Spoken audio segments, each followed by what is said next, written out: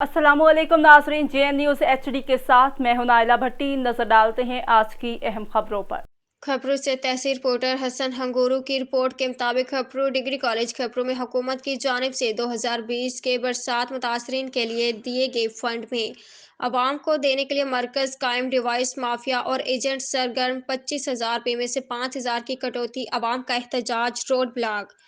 तफसील के मुताबिक खपरू शहर के डिग्री कॉलेज खपरू में हुकूमत सिंध की जानिब से 2020 में बरसात की वजह से आफत ज़दा करार दिए गए इलाकों की आवाम के लिए 2 साल बाद मुआवजा देने का ख्याल आ गया, जिसकी वजह से खपरू डिग्री कॉलेज में एक सेंटर बनाया गया जहां पर सिर्फ 3 डिवाइस वाले आवाम को बायोमेट्रिक के जरिए पैसे तकसीम करने लगे, जहां पर आवाम की जानिब से जबरी कटौती पर एहतजाज करते हुए रोड ब्लॉक कर दिया। एहतजाज करने वालों ने कहा कि डिग्री कॉलेज खपरू में एजेंट माफिया काबिज है जो पैसे दे रहा है,